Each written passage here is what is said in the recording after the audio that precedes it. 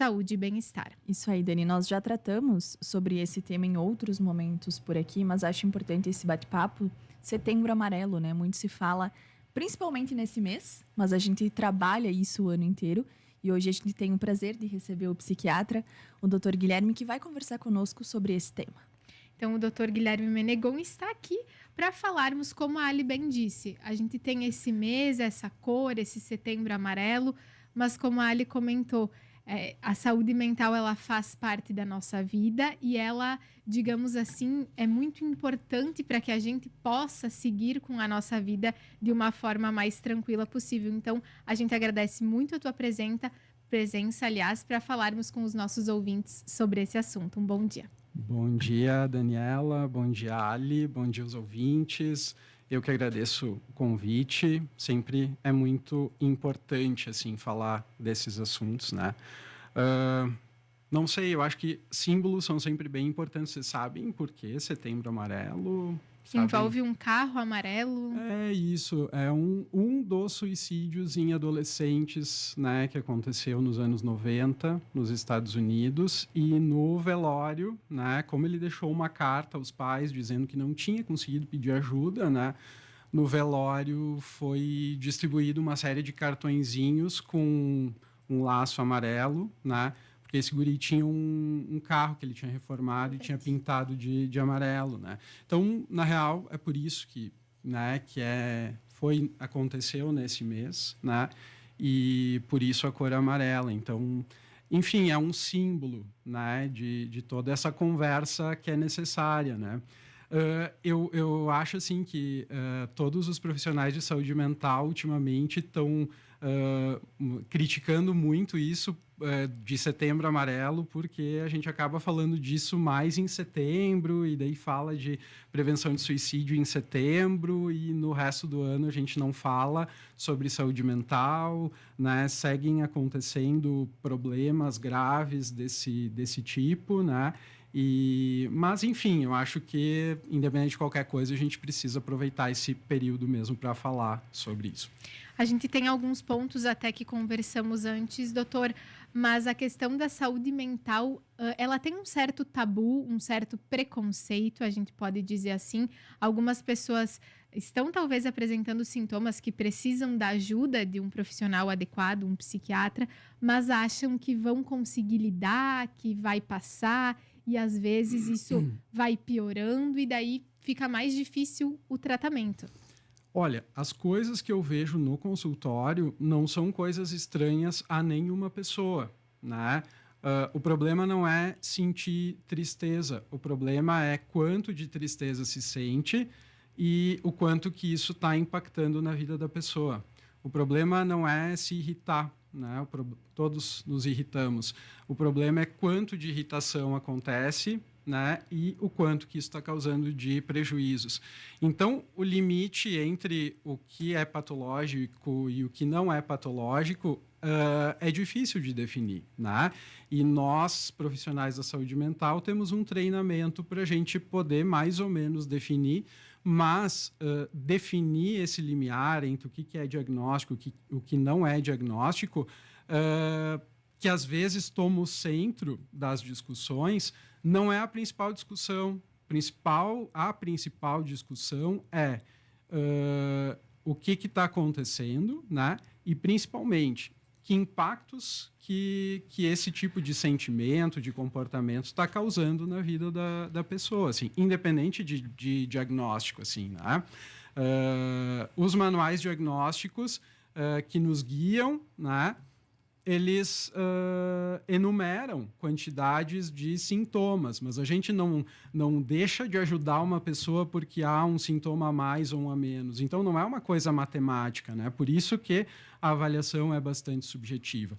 E para todos os diagnósticos, o critério que é fundamental para todos os diagnósticos não é se tem irritabilidade, se tem tristeza. Esse não é o critério principal. O critério principal é: há prejuízo na vida escolar, na vida de trabalho, na vida social, a pessoa está tendo prejuízo. Avaliar prejuízo é muito difícil e subjetivo, principalmente em casos mais limítrofes. Limítrofes no sentido assim de que, bom, é uma pessoa que realmente tem muitos recursos para lidar com suas dificuldades, mas às vezes para ela ter uma vida como ela sempre teve, trabalhando aquelas horas, etc., ela está gastando uma energia mental e física muito grande, assim, né? Porque tá padecendo. Então, quem olha de fora às vezes não vê um prejuízo, mas ele está acontecendo, assim, às custas de, né, um esforço muito, muito grande, assim, né? Às vezes é difícil até da própria pessoa perceber, então, por isso esse papel, às vezes, de quem está observando, né? Sem dúvida, é fundamental, assim. Até porque a gente, eu sempre digo que na minha área, assim, na psiquiatria, na saúde mental, a gente não tem exames, né, para definir diagnósticos, né? E talvez nunca tenha, né, exames que consigam contemplar todas as necessidades que a gente tem, né? Porque é justamente o sofrimento é muito particular, por mais que sejam sintomas semelhantes, sei lá, tristezas semelhantes ou depressões semelhantes, sempre há particularidades, né? Então, e sempre tem essa coisa do contexto mesmo, né? De a gente poder olhar de muitos lados diferentes, né? Então, às vezes, a pessoa não se percebe, mas daqui a pouco ela está tendo prejuízos, né? De outra forma. Sei lá, vamos pegar o exemplo de um adolescente, por exemplo, né? Um adolescente que é uma pessoa que tem muitos recursos cognitivos, que é uma pessoa muito inteligente, daqui a pouco é uma pessoa que tira lá 9, 10 na escola e vai começar a tirar 7, né, 6 e 9 e tal. Então, assim, isso não vai impactar o passar de ano, por exemplo, né? Mas, se a gente for olhar mais de perto, e quem conhece mais de perto esse adolescente, bom, vai ver que alguma coisa ali está acontecendo. Tá doente ou não tá doente, não importa, mas alguma coisa poderá estar acontecendo. E essa fase da adolescência, né, também ela tem muitos desafios. E você, ao falar, né, doutor, dessa questão de procurar o consultório, não existe idade, né, para a saúde mental precisar ser um foco ou precisar buscar um profissional. É desde de jovem, né, da vida jovem, até a longevidade, podemos dizer. Olha, as fases da vida é uma coisa do mundo moderno e contemporâneo. Infância, adolescência é uma coisa que, né, foi inventada, entre aspas, no sentido de que hoje a nossa sociedade funciona assim. Mas tem coisas que acontecem assim há milhares de anos, que é bom. Quando a gente vai crescendo, os hormônios começam a ser produzidos, daí a gente entra na puberdade, que são todas essas mudanças, depois o tempo vai passando, a gente vai envelhecendo, né? No caso das mulheres, as mudanças hormonais acontecem também nas gestações, na menopausa. Então, todas essas coisas vão acontecendo e a gente não tem como escolher. Isso faz parte de a gente como animal. Isso é atemporal, assim, né? Mas, independente disso, a gente vive nessa sociedade, nesse mundo contemporâneo, que está muito adoecido, assim, né? Tá todo mundo muito cansado, tá todo mundo muito irritado. O mundo inteiro, com graus diferentes de impacto, passou por estressores gigantescos. Então, todo mundo sofreu e sofre de alguma forma, assim, né? Se a gente quiser falar de nomes, já se fala antes mesmo dessas enchentes, há muitos anos, já se fala sobre ansiedade climática, assim, né? Todo um quadro de ansiedade que se vê em crianças, né, muito relacionado a toda a mudança climática que a gente já vê, né, de toda essa emergência que está acontecendo, né? Então, nascemos num mundo adoecido, né, com pais que estão expostos a essa realidade, e crescemos num mundo adoecido. Então, para além de todas as coisas que acontecem conosco, seja essas mudanças hormonais e tal, até toda herança genética, né? A gente sabe, né, de A gente não tem um exame genético específico, mas a gente sabe de famílias que têm problemas com depressão, famílias que têm problemas com aprendizagem.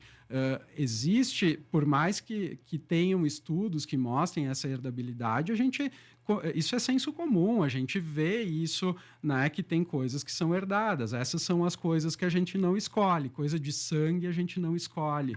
Elas vêm e a gente vai ter que lidar com isso. Mas, para além dessas coisas que já nascem com a gente, é isso. A gente nasce num mundo adoecido, com muitas exigências, com muitas necessidades e... Então, os adoecimentos acontecem, a gente querendo ou não.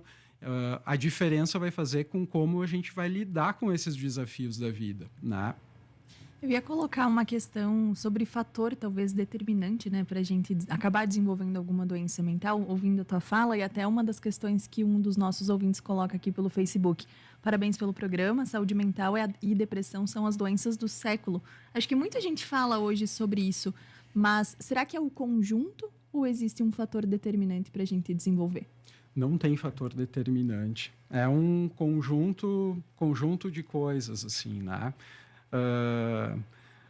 O fato de ter familiares deprimidos, por exemplo, vamos falar da depressão, né? Depressão, eu acho que é um assunto extremamente complexo porque entra nessa coisa desses dois extremos, né? Desde pessoas que se escondem atrás de um rótulo, né, para não desenvolver outras habilidades para lidar com o seu sofrimento ou não buscar ajuda, até pessoas que negam que estão tendo uma dificuldade muito grande de manter as suas atividades, a sua rotina, a sua capacidade de raciocinar, né? Porque acham que tem que lidar sozinhos, né? Então, a gente tem esses dois extremos e, no meio disso, a gente tem uma complexidade de coisas, né? Mas, pegando a depressão, a gente sabe que existe uma herdabilidade muito grande, assim, né? Estudos apontam que até 40% de chance, assim, né? Então, é muito variável isso nos estudos, porque é muito difícil de tu medir muitas dessas coisas epidemiológicas. Mas é isso que eu disse, não precisa estudo. A gente sabe que tem famílias que são... aquela família, né, todos os irmãos fazem algum tipo de tratamento, assim, né? A gente se conhece, a gente tem que conhecer a história da nossa família para a gente se entender melhor também. Fazendo um parêntese, não precisa ser... isso a gente fala de depressão, a gente precisa conhecer para a gente saber do nosso risco para diabetes, do nosso risco para infarto, do nosso risco para câncer de cólon, câncer de intestino, enfim, a gente tem que saber o que acontece na nossa família. Isso os psiquiatras perguntam e quaisquer médicos perguntam, assim... Tem alguém na tua família que tem algum problema parecido? Como é que é esse problema? Isso é muito importante, né? Então, esse é um fator importante. Mas o fato de ter um risco grande pelo risco genético, assim, existir, não quer dizer que um descendente dessa prole, assim, com esse risco, vai desenvolver, né? Isso é muito variável, assim. O que a gente vê normalmente no consultório, para tentar simplificar, é que quando acontece um estressor muito grande na vida da pessoa, e pode ser ou uma mudança de fase, tipo, a pessoa começa a trabalhar, a pessoa sai de casa, né? A pessoa perde alguém, né? Enfim, começa uma nova fase na vida da pessoa e ela vai ter que se adaptar àquele novo cenário, né? Então, essa necessidade de adaptação meio forçada, às vezes faz os problemas aparecerem no sentido, assim, de eles ficarem mais evidentes, ficarem mais fortes, assim, né?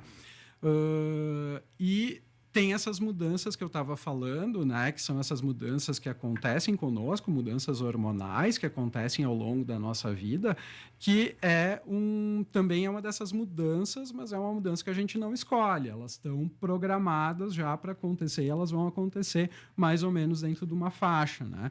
Então, né, por isso que na adolescência costumam surgir muitos desses problemas, né? Por isso que, né, com o passar dos anos, não só por isso, mas também por isso, né, que com o passar dos anos as coisas também vão aparecendo, né? E falando sobre tabus, preconceitos, né? Vamos pensar, a gente falou já sobre a questão de sintomas, como o doutor disse, os prejuízos, né? Quando a gente percebe que na nossa vida aquele sentimento está nos impossibilitando de executar algumas tarefas, aí a gente tem essa busca por um profissional ou profissionais, né? Porque a terapia também vem junto também com a questão da ida ao psiquiatra, né? E daí a gente passa para outra etapa que a gente sabe que tem muito tabu e muita dificuldade que envolve o tratamento, né? Acho que muitas pessoas, ao receberem uma receita, né, ao saberem que vão precisar depender de um medicamento, têm uma dificuldade em aceitar isso também. Tu sabe que esses dias uma pessoa me perguntou, tá, e a gente quando precisa de ajuda vai ao psiquiatra, e o psiquiatra quando precisa de ajuda vai aonde? Vai ao seu psiquiatra. Eu tenho meu psiquiatra, faço terapia semanal, enfim, minha família faz terapia, lá em casa investimos boa parte dos nossos ganhos em tratamento, né? Porque também tenho minhas dificuldades, também tenho meus sintomas, também tenho as minhas coisas. Então, também vivo nessa sociedade. Isso é estranho de falar, mas eu fiquei pensando que eu ia falar, porque eu acho que às vezes as pessoas não param para pensar que, né, todos nós somos pessoas, precisamos de ajudas, assim, né? Então, assim, falando isso, porque eu também sou médico, mas também sou paciente, e também sei, também passei e às vezes passo por essa dificuldade de lidar também com as minhas próprias dificuldades. Mas essa é uma tendência mais de algumas pessoas do que de outras, mas de todos nós, né? A gente nega os problemas, né? Os problemas existem, mas muitas vezes a gente faz um esforço muito grande para fazer de conta que não existem ou para passar uma maquiagem nos problemas e fazer de conta que eles não existem. Na real, problemas todos temos, né? Mas como a gente vai lidar com os problemas é que é difícil. Às vezes a gente faz de conta que o problema não existe para a gente não ter que lidar, né?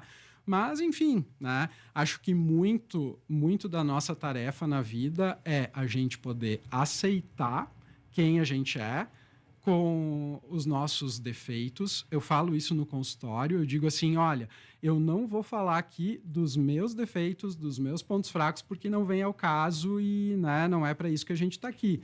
Mas a gente está aqui falando dos teus defeitos, dos teus pontos fracos. Não porque tu só tenha defeitos e pontos fracos, mas a gente tem que conhecer muito bem os nossos defeitos e pontos fracos para a gente saber o que vai ser mais desafiador para nós na vida, assim, né? Para a gente se calçar melhor, se preparar melhor com mais ferramentas, que é isso que faz diferença.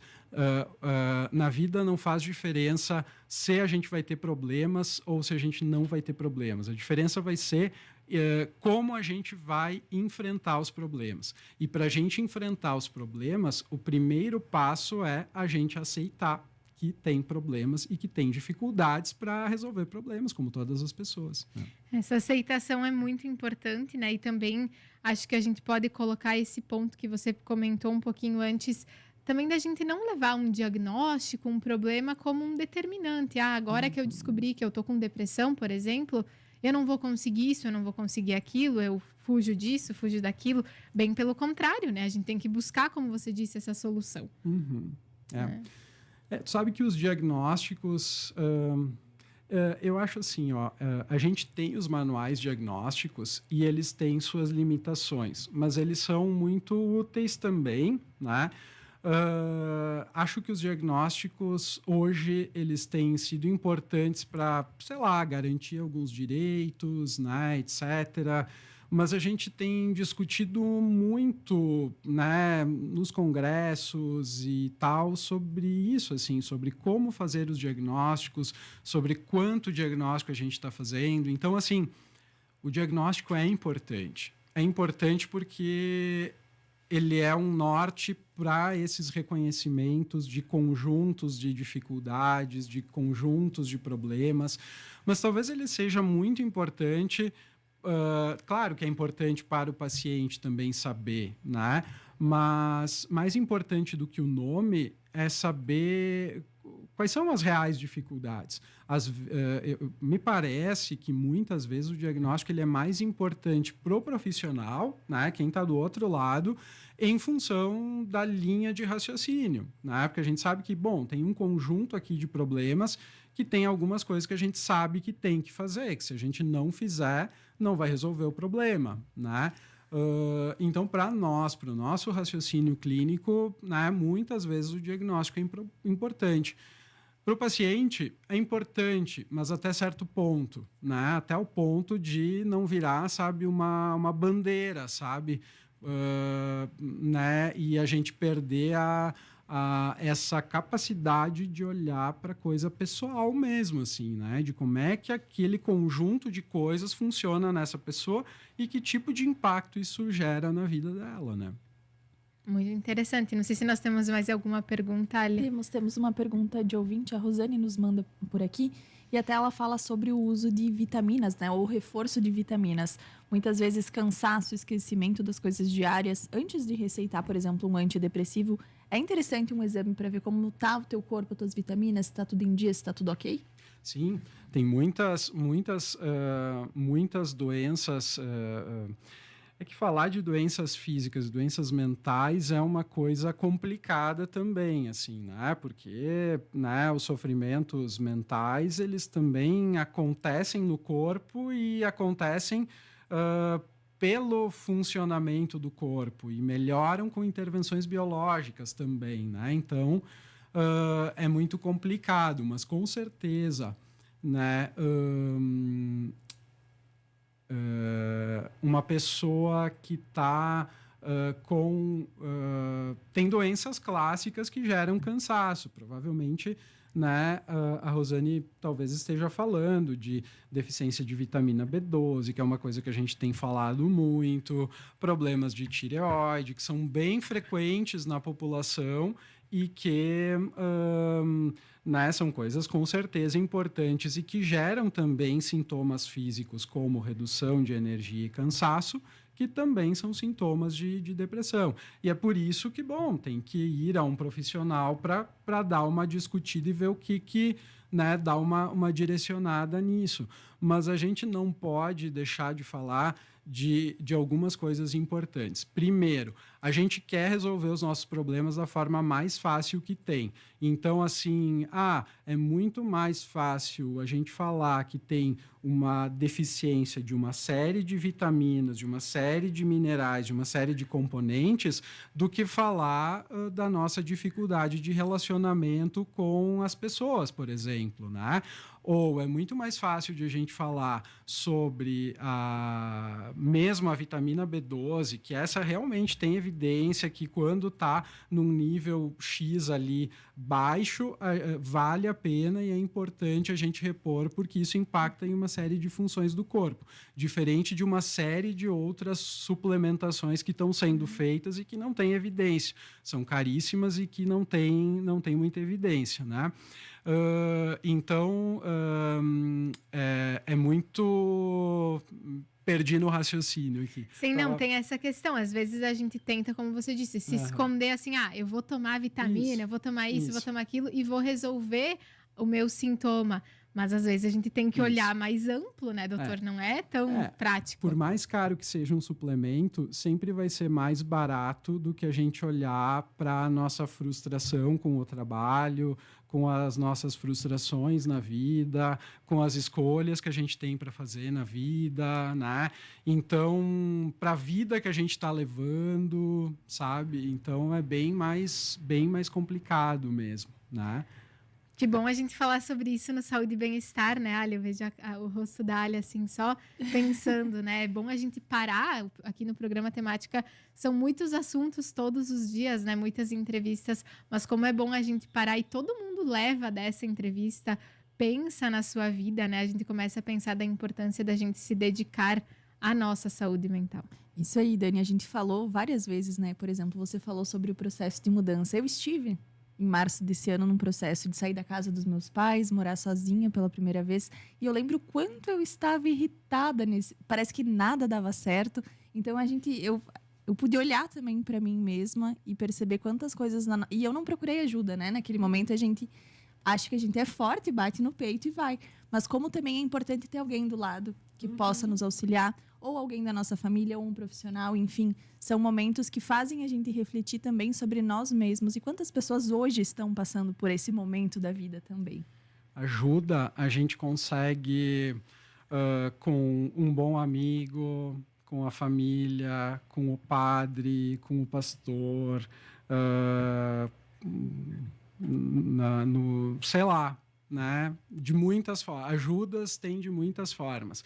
Ajuda profissional é uma das ajudas e é uma ajuda mais específica para direcionar um diagnóstico. Bom, eu estou com esse cansaço que não resolve e, né, já estou pensando muito sobre isso. Será que eu devo seguir pensando só nisso? Ou será que tem alguma outra coisa para fazer? Será que tem que fazer exame? Será que tem algum outro profissional que tem que consultar? O que eu tenho que fazer? Bom, tem pessoas que são treinadas para tentar diferenciar um pouco o que é o que, assim, né? Mas é só isso, assim, né? Ajuda tem de muitas formas.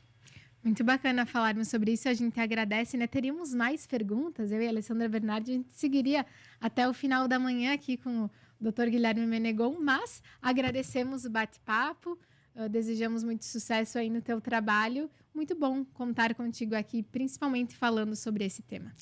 Eu que agradeço, muito obrigado, né? Lembrar disso para todos, para mim, para todos nós, de a gente poder olhar um pouco para a nossa rotina, para a nossa vida, ver o que a gente pode fazer de diferente, alimentação, sono, a gente não falou disso, são coisas bem importantes também, mas também faz parte disso de revisar a rotina. Sempre é muito importante falar sobre isso, acho que falar nos ajuda a pensar. E pensar é o jeito de, sei lá, acho que é o jeito de a gente salvar o mundo é pensando. Muito obrigada, psiquiatra Dr. Guilherme Menegon, participando aqui do nosso Saúde e Bem-Estar sobre Setembro Amarelo. A gente salienta, né, agradece os nossos patrocinadores, Vivere Clínica de Oncologia, fonoaudióloga Josiane Mesquita, Maria Goulart Dallas, médica oftalmologista, Dr. Rodrigo Rei Farina e a médica Jaima Ferrer Puentes. 10 horas 37 minutos, vamos para o intervalo e já voltamos.